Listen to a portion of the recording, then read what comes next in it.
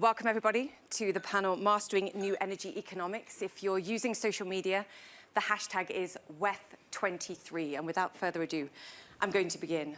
We're in a crisis, perhaps the worst crisis in a generation. Not since the 1970s have we experienced an energy emergency on this kind of scale. One, and once again, that is hitting the most vulnerable the hardest. What we actually have is interwoven crises, West calling it polycrisis, post-pandemic inflation, food insecurity, the climate crisis, and of course the illegal war in Ukraine. Tackling one requires addressing them all. Energy literally fuels the global economy. Providing it in a cost-effective, efficient, equitable, and crucially sustainable manner is a fundamental necessity. Today's short-term decisions must accelerate us towards a secure energy future tomorrow. It requires, as you'll hear today, a massive, massive rise in renewable energy investment, and it has to reach the most vulnerable nations that need it most and simply cannot afford it. The good news, and there is good news, not too serious right now, renewable energy investment did jump in the past year, up 12% from a paltry 2% post the Paris agreements. And also major economies stepped up to provide tangible support. The less good news, we'll call it bad news. Fossil fuel subsidies doubled in 2021 and have probably continued to rise. The industry itself says, look, even if we meet our Paris obligations, oil and gas will still provide for around half of our energy needs in 2040. If that's the case, then that reality requires thoughtful infrastructure investment today. What's more, the lack of diversification that exists in energy supply today exists in clean energy too. Great example, electric car batteries rose 10% in the past year. Cobalt, lithium, nickel, all those prices rose. Like OPEC Plus today, the nations that mine these inputs hold serious playing cards in the future.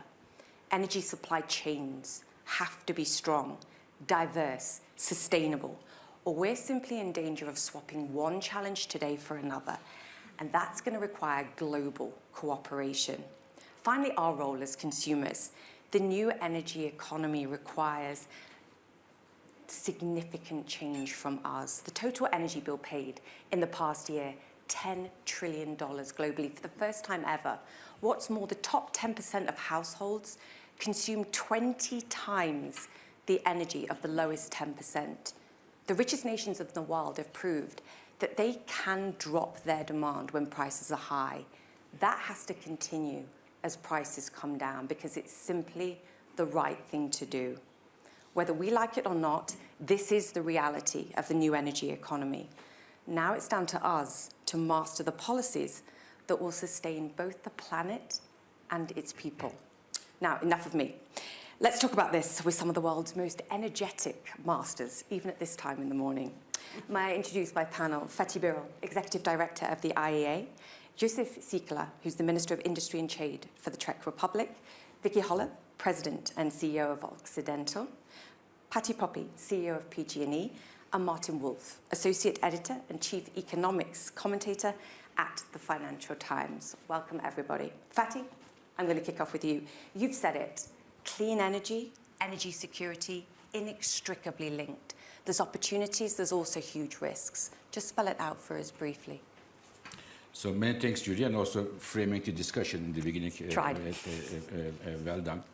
So, 24th of February was the invasion of Ukraine by Russia, and 1st of March, just a week later, we said the entire world very publicly that we are entering the first global energy crisis. Our world has never ever seen an energy crisis of this depth and of this complexity. Why? This is very simple, the reason. Because Russia, as of 24th of February, was the #1 energy exporter of the world. We aren't talking about any country, top energy exporter. #1 oil exporter of the world, #1 gas exporter of the world, major player in the coal markets. And the Russia's actions and the measures that the countries took against Russia meant we are in the middle of the first global energy crisis with huge implications on oil and gas markets. We are seeing it in Europe, in the rest of the world. However, this crisis, while we are going through this crisis, at the same time, it gave a big boost to clean energy development. Because in the past, the clean energy was renewables, electric cars, efficiency, heat pumps. They were growing, but the main driver was environmental reasons. And now, the biggest growth, biggest driver of renewable energy growth today is energy security. Renewables are pushed very strongly because mainly for energy security reasons, because it's homegrown. Renewables are the energy of peace. So therefore, the long-lasting solutions to our energy security problems go through clean energy. It is renewables, it is solar, wind, efficiency, electric cars, nuclear power, all of them. And when we look at the numbers, Julia, you know that my job is making my hands dirty with data every single day. And I can tell you that the growth we are seeing in the clean energy is very, very strong. Just give you one example, renewable energy, 2022, last year, the growth is compared to 1 year ago, 25%. We have never seen that. Electric cars, 2019, only 3 cars out of 100 were sold was electric. And last year, it is 13%, big growth. And if this trend continues, not even acceleration, in 2030, which is tomorrow, every second car sold in Europe, US, and China, 3 largest car markets, will be electric car. So let's keep this thing in mind. And maybe finally, let me mention that in addition to this immediate response to energy crisis, there is also more structural response coming from the countries, such as from the United States, the Inflation Reduction Act. In my view, the most important climate action after Paris 2015 agreement. So the IRA, Inflation Reduction Act from the United States, Fit for 55 from Europe, Japan, Green Transformation of Japan, the incentives, huge incentives in India for the batteries, or China pushing in their 5-year plan, big new clean energy technology manufacturing. This is a second dimension in addition to the current immediate responses in terms of renewable efficiency, the heat pumps, electric cars. We are seeing a big push, mainly driven by industrial policies of the countries. I think they will merge, and we will hopefully will have a secure and clean energy future. Fatih, I'm going to stop you, and you've stopped anyway, so that's good. You're glass half full, which is good. So he's the optimist voice. Martin, I'm going to come to you now for the counterbalance, because we are seeing a rise in investment, which is great, but it's nowhere near enough. And I think Fatih would agree with that. At least today, we need to see a massive rise in investment. And, you know, as he mentioned, if I look at China, if I look at India, if I look at the EU, and we'll hear from the example there, I mean, they have to invest more in wind and solar, because as far as I know, no one's worked out how to turn wind off, and no one's worked out how to turn the sun off, at least, which I think is an important point. So it's a great story, but of course we're hopelessly behind.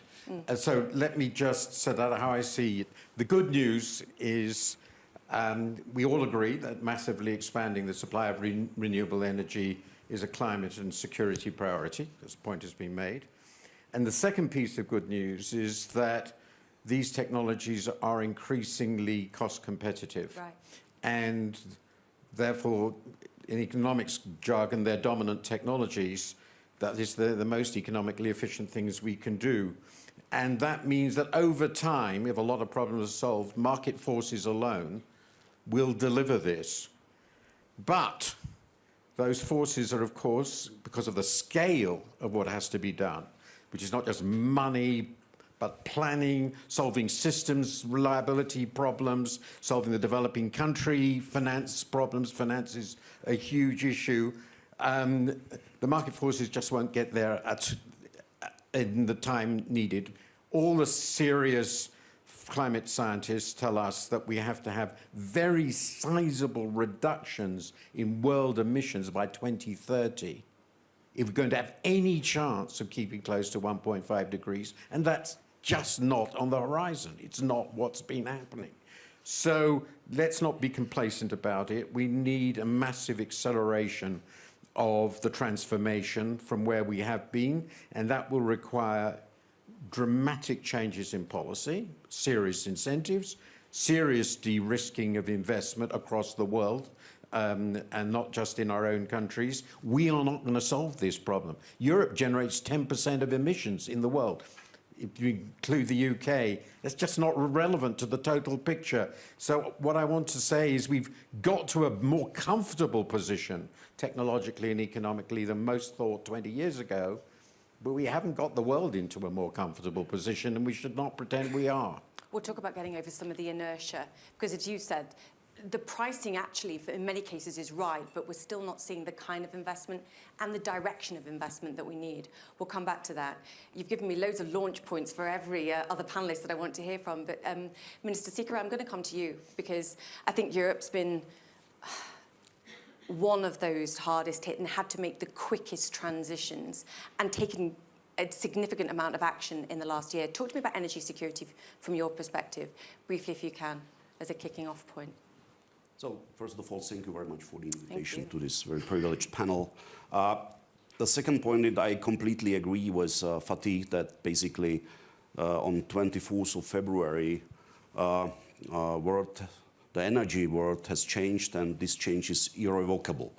I give you the simple example of the Czech Republic, and then I will come back to European issues. With the beginning of the war, Czech Republic as a landlocked country the dependence on the Russian fossil fuel supplies was ultimate.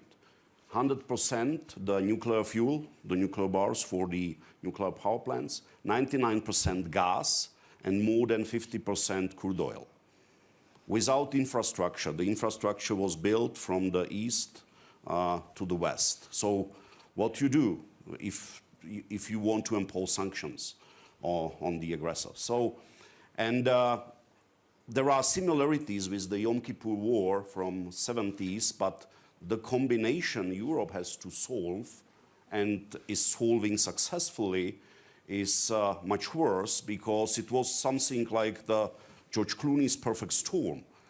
Not only the market manipulation, which Russia started already before the war, where basically Gazprom rented the gas storages across Europe, and they were, with the beginning of the heating season, on the record low level, empty, simply empty, without the possibility to get this 155. We are talking about a replacement of 155 billion cubic meters of the natural gas from Russia, so 1/3 of the consumption of Europe. Then the extreme dry during the summer. So the hydropower plants in South Europe were not working, also Scandinavia, and then basically missing capacities in France, 30 reactors nuclear reactors out of 59 out of order because of the maintenance. So it was like more than 140 terawatt capacity, which is the production of the Czech Republic and Slovakia together, the yearly production. So it was the perfect storm, and in combination with the need to fulfill the storages before the winter, extreme pressure on the prices. €1,000 per megawatt hour on the end of the summer for electricity, and 350 for gas. So nobody can afford this. There was a big threat that the social agreement in European countries will be broken, that there will be a social unrest, that the industry will not be able basically to pay the electricity bills, and the big threat of the deindustrialization.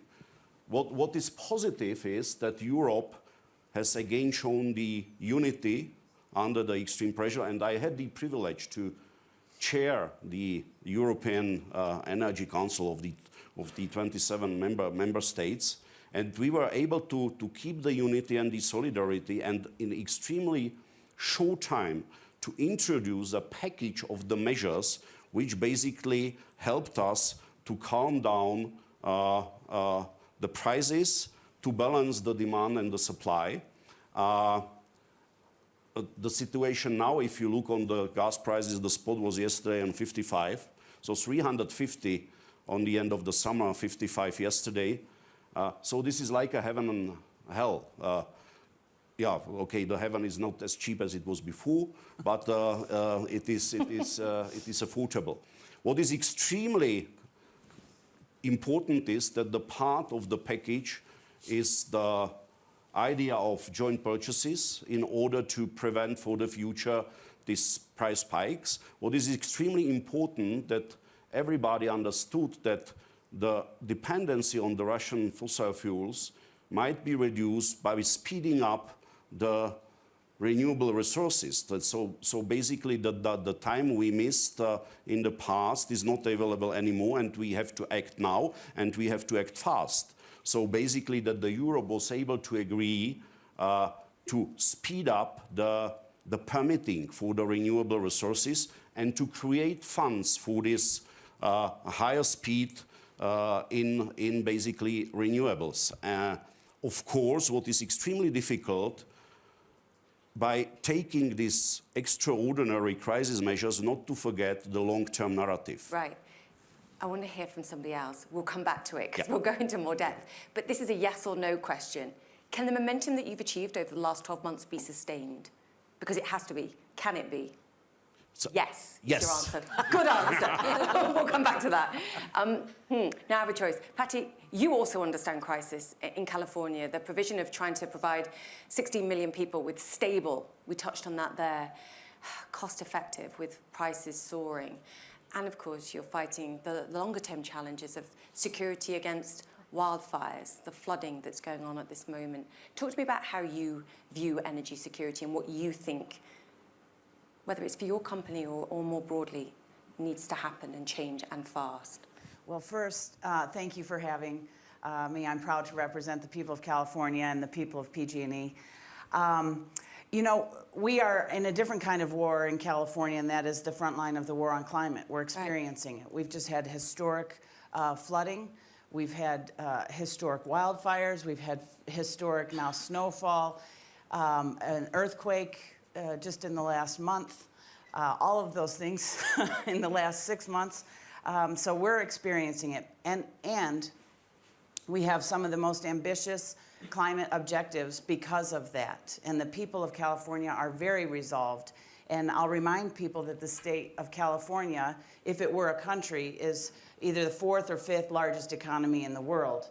And yet, we have very ambitious climate objectives, and I am extremely optimistic about the opportunity to lead this climate transition in a systems mindset way. So as a system, when we optimize that system as we transition, we can do this for the lowest societal cost. And I see a very clear and specific pathway to the lowest societal cost of the transition by optimizing distributed resources along with central station, traditional sources of supply, but optimized in a very specific way. So let me just tell, in September we had a peak summer heat event. California had its peak demand for electricity on September 6th. And so we are boots on the ground. I was standing watching the load curve creep up and creep up. We saw the battery storage kick in right when it was supposed to. That's new additions to California's energy supply. It worked just like it was supposed to. But as we got very close to having to shut down our transmission systems and prevent energy delivery to preserve the grid, the state took a very aggressive action to send out an emergency text message to all of the California cell phones, and instantaneously 2,500 megawatts came off the system, we watched the load curve drop with a straight line, which told me and reaffirmed a hypothesis that I have, that demand management with modern technology can be automated. We shouldn't have to send a text message. It worked. But It you saves the basically grid. said, guys, switch off your aircon. Yeah, Stop boiling a it was kettle. an emergency No more tea. message that said, yes, please reduce your usage. Right. And Californians responded because they're good citizens. But what it says is that could be automated with smart devices, Wi-Fi communicating devices, and electric vehicles.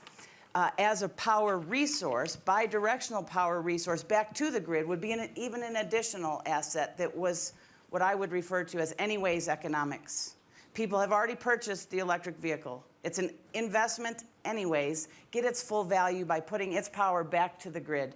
And all of that can be automated. Technology can enable that. This is a technology that has never been available in all of our years of delivering energy and electricity in particular to the people of the world. We can now manage demand and have the right use at the right time, not just conserve, not just use less, but instead smooth out the demand curve and have distributed variable resources that can deliver. It will happen, and I'm very optimistic about that. Yeah, and you also have an electric vehicle advantage as well, and I know you're pioneering feeding energy back into the grid at these moments of peak demand. We'll come back to that as well. And Mr. Siekler, I know, is nodding because he wants to talk about how Europe managed to bring their demand down as well. But we'll talk about it. I want to hear from Vicky. We'll have to hear from Vicky first. It was 15 to 20% though, wasn't it? I can see you smiling.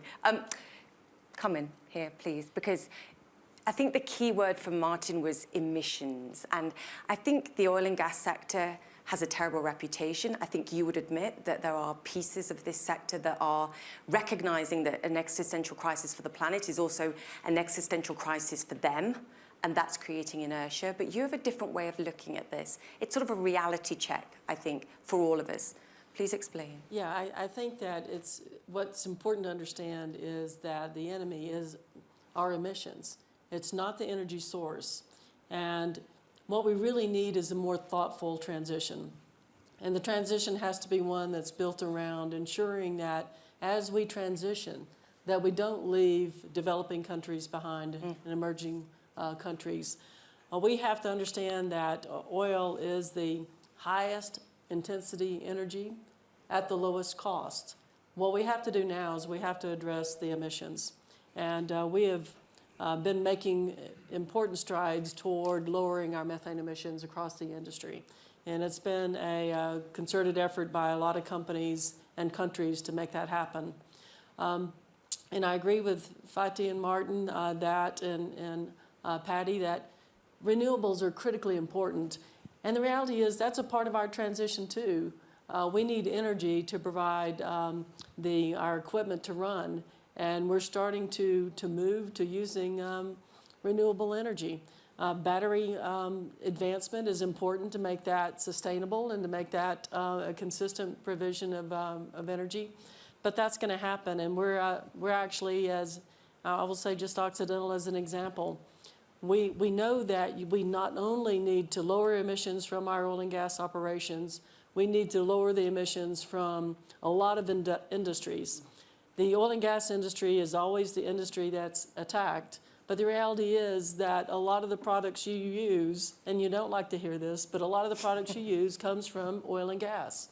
And so simply building wind and solar is not nearly all of the answer to the question and to the challenge.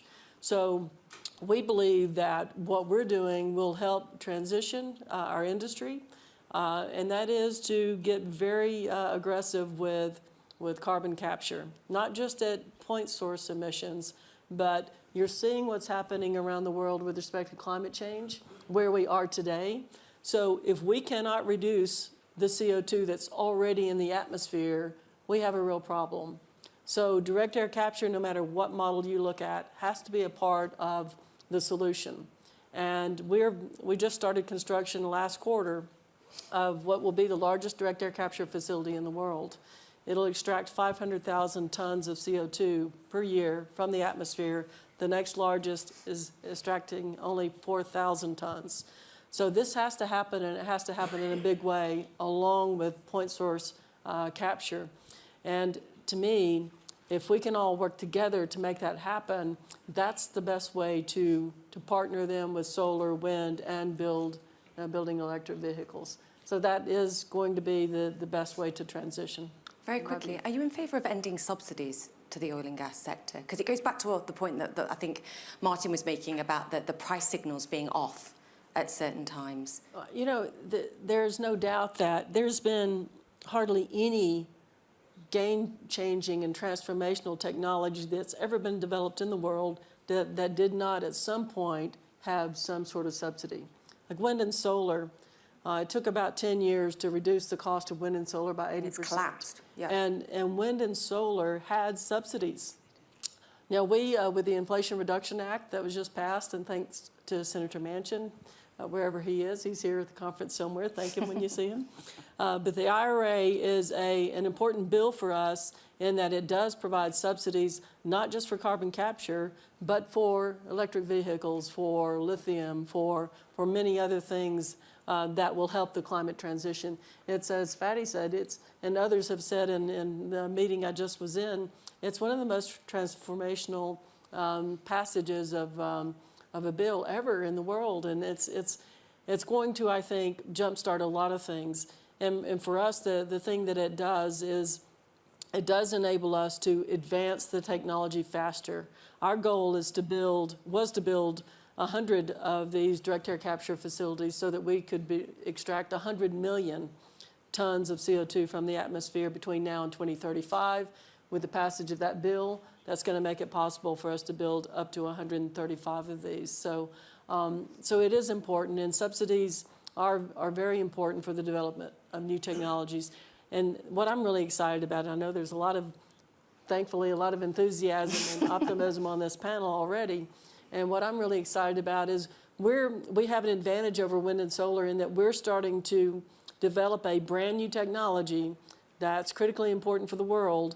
But we're going to be able to build a digital twin as we're building the facility so that we can, with that digital twin, advance the development and the optimization of that plant a lot faster than wind and solar was able to do. I think that's the key. We have to accelerate everything, whether it's the investment, whether it's the technology. We have to take risks. Sometimes the R&D is not going to work, and I know it's tough during a cost of living crisis where you're having to make short-term and longer-term decisions, but I think that points to it. Martin, come in here, because there's two things I want to talk about. I want to talk about the best ways to de-risk finance, whether that's to countries that need it most, that can't afford adaptation finance, never mind mitigation finance. But I think the other thing, and we've touched on it here with the subsidies in the United States, and that is creating good competition, not creating protectionism. And I mentioned the dangers of an OPEC plus kind of scenario with some of the minerals like and metals like lithium, like cobalt, like nickel. How concerned are you, one, about insecure new supply chains, but also pushing it so far with subsidies that perhaps we create unhealthy competition, and maybe that's a first-class problem? Martin, how do we overcome these things or get the balance right? And we haven't even mentioned China yet. Well, my general view, in having watched governments for about half a century and watched climate policy for about 25 years, is that it's always going to be a mess. Mr. Stiglitz, get ready to talk. I don't look for optimality. Or anything vaguely like it. It's going to be wasteful, politicized, but it has to move in the right direction.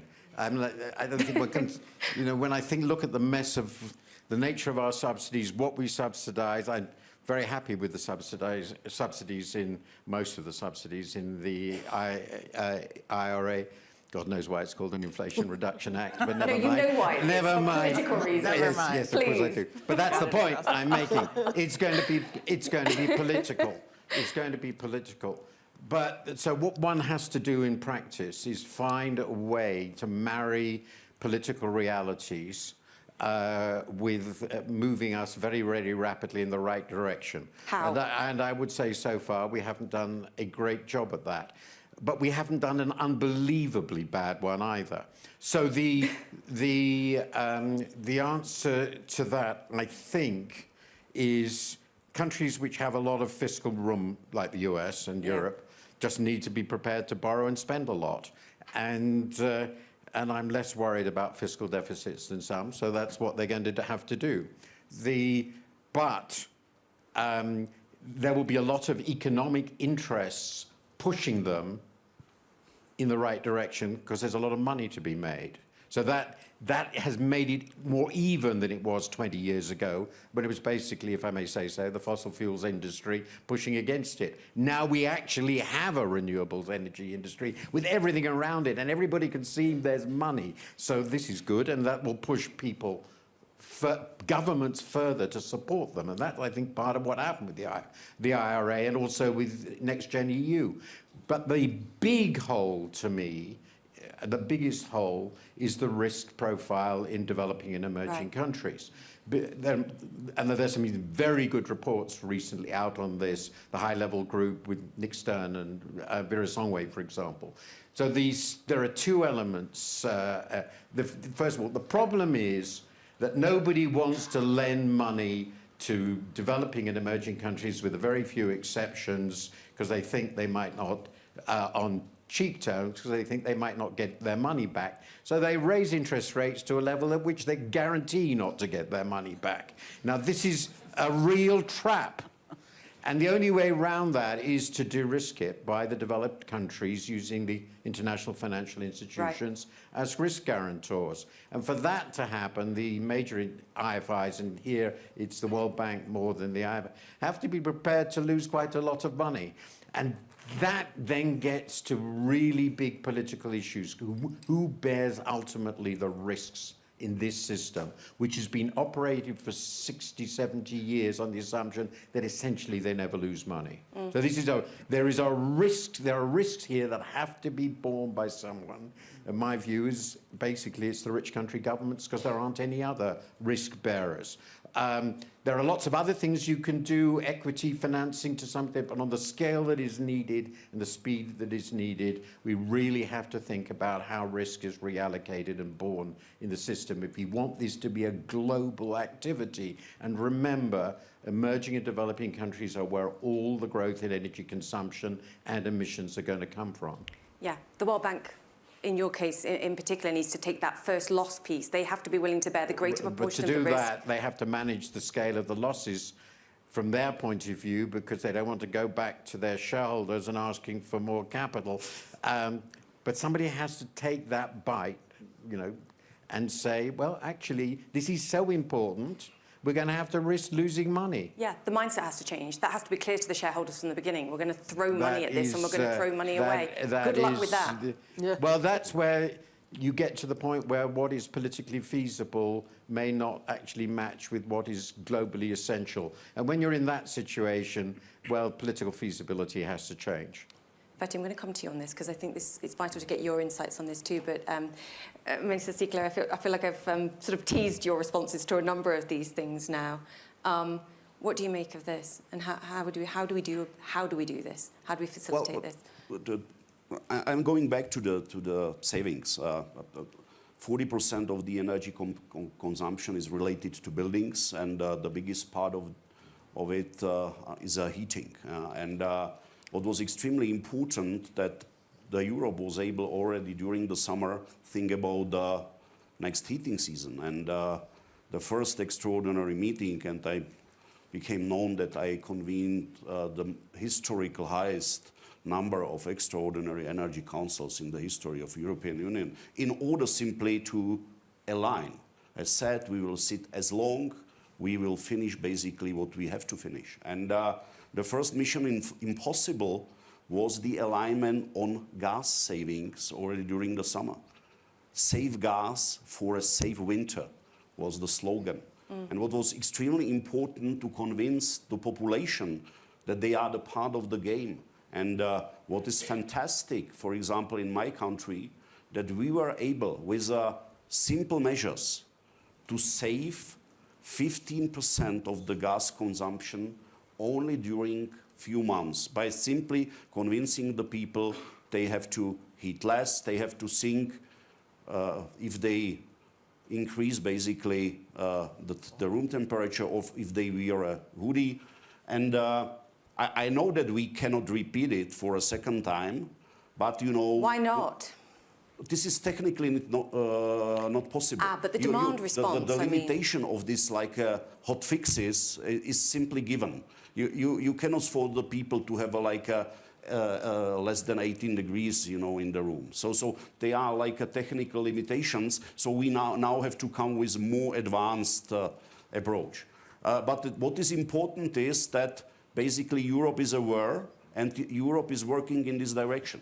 When it comes to subsidies, as a former banker and also partially macroeconomist, I say that, we should be careful because subsidy is something like a doping in the sport. If you then have to live without the subsidies, it is difficult to turn back to a normal life. And sometimes we see that the people, the entrepreneurs are not thinking what is good for the people, but where I can get subsidies. So I will invest there where I will get bigger subsidies. And I understand the importance of the Inflation Reduction Act from the US perspective. On the other side, in Europe, it is seen much more controversial because it is saying to the European investors, go to US because this is more profitable for you because they will subsidize and they will give you much cheaper energy than you can get in Europe. And when we start a rally of subsidies, this is extremely dangerous because you are speaking about a fiscal room and I don't know that, for example, Fed would agree that the fiscal room in the US is as big as some of the people believe. And Europe, it is not a one animal. We have a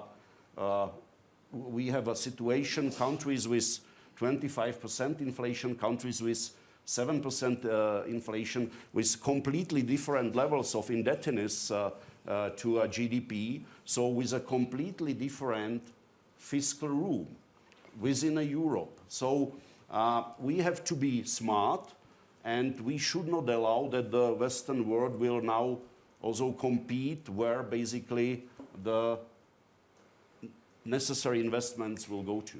This is capitalism, isn't it? I think this is capitalism. Healthy competition. They're trying to boost their industry.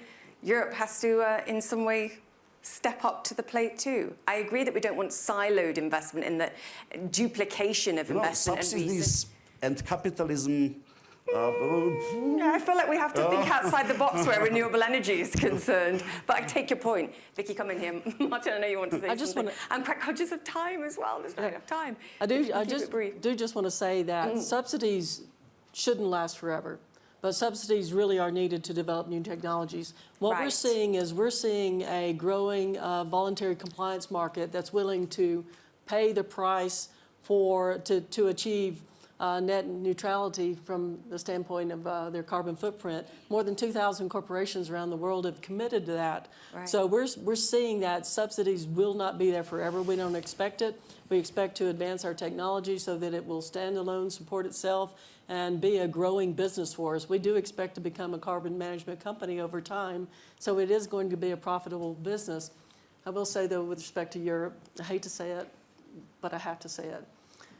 Imposing windfall profits tax on the oil companies that are doing their best to grow wind and solar in Europe was not the smartest move, in my view.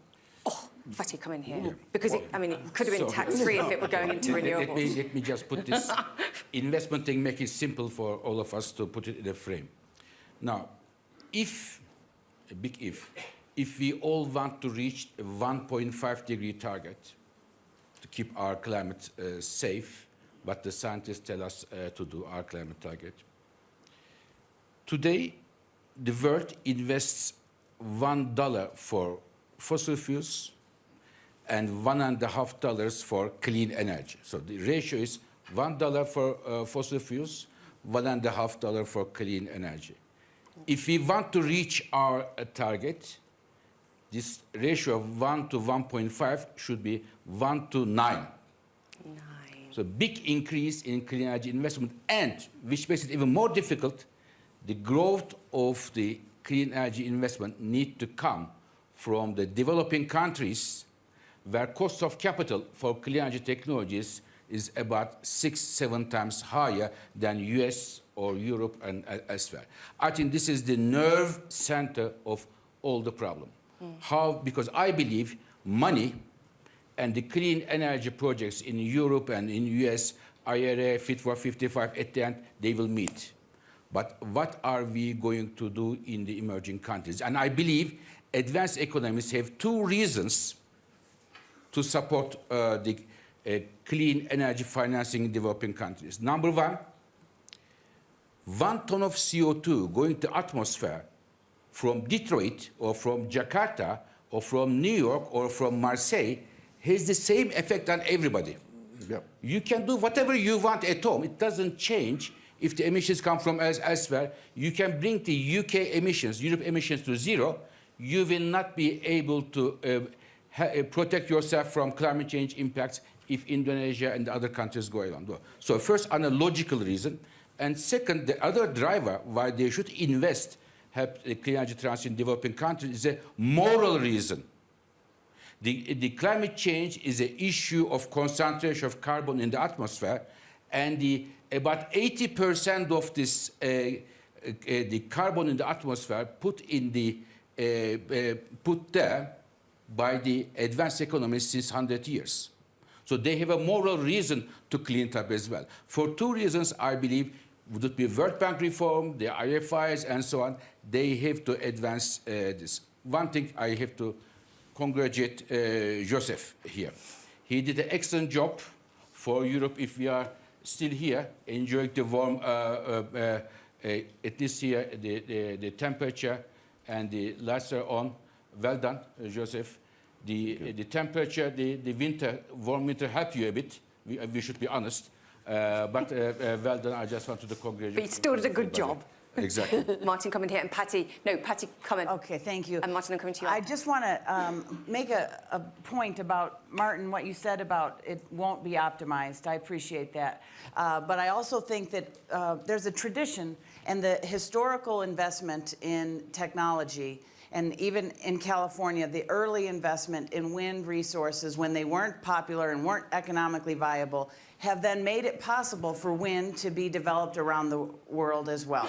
And so over time, I agree wholeheartedly that there's the wealthier nations can start the engines of progress and of innovation. And Vicky, I think what you said, I'm so excited about your work and what you're doing with carbon capture, that will create the possibility for developing nations to access that technology in time. And as you said, where we fix it, it has a positive impact and in whatever sequence we do it. So let's go ahead and let the innovation occur. And I just think there's such an opportunity to adapt, enable, and accelerate. So we're adapting with hardening our infrastructure, whether we're undergrounding our power lines or building a more resilient distributed energy system that is more secure for people to have power when and where they want it. But we're also enabling in the IRA and the earlier legislation that was passed, it's enabled the extension of nuclear power plants. I have a 2,200 megawatt nuclear power plant that was scheduled to close, but because of that legislation and the support from the US government and the state of California, we're extending the life of that nuclear power plant. That's an enabling investment on the part of the federal government in the United States that has benefits globally. But then finally, to accelerate the advancement of electric transportation as a key resource back to the grid, as well as distributed microgrids. And it's an all of the above. All of us have to do all of it as fast as we can. And I think some of these economic subsidies are absolutely enabling that to happen in the larger, wealthier nations so that the developing nations will then be able to access that technology affordably. Yes, it's not just about providing financing, it's also about the provision of technology as well and subsidising it and pushing it forward. I'm a naughty girl because I was supposed to open it up to Q&A and we've got 1 minute left. Martin, the floor is yours. You were waving at me to say something, so make it really good, my friend. So no pressure. So I think the situation is incredibly clear in the sense that we sort of know where we've got to go and we have to accelerate the speed at which we're going there multiple times. 9 times at least. 9 times. This will require a staggering volume of resources, a lot of very, very clever policy, and it has to be seen as a global public action program. The first genuinely, as it were, global effort by humanity to manage the world on a war basis. Right. That's where we are. And in this situation, to me, the most important thing is that everybody who's involved, politicians, business owners, have the sense of urgency, because so much of this is talking about things as if we had years or decades to sort all this out. We don't. And so the key is to get the urgency. And in my view is, of course they're going to spend money. A lot of it is going to be wasteful. A lot of the policies that we'll get through will be intensely irritating. But as long as they're pushing really, really rapidly in the main right directions, we'll get there with a lot of luck. And the key things are to look at what isn't happening. Now, what isn't happening is we're not investing nearly enough. Right. And two, we're not investing nearly enough, above all, in the places where we know that's not happening because they don't have the money. Right. And it's no good for us to say we don't have any money, because we're the only people who do have any in this situation, and we've got to do something. That's how it is. Yeah, and citizens. Citizens have to take responsibility. And also we have to buy some room for our politicians to make tough choices for us in the short term that benefit us in the longer term. So I think we all have to stand up, step up, and protect our planet and our people. Fatih, you wanted to talk about China. Can you do it in... No, I'm being given the timeout. I'm done. Otherwise, I'm going to be fired, and I've got to do another panel. Don't Guys, forget China. Exactly. Big player. Big player. Yeah, we have to and, do it together. We're one planet. But we have to understand China is the #1 driver of clean energy today, with Yes. all its pros and cons. Absolutely right. Yeah. And we've got to cooperate with them, obviously. Oh, Martin, we want to end on an optimistic note. To your panel, guys, thank you. We will cooperate.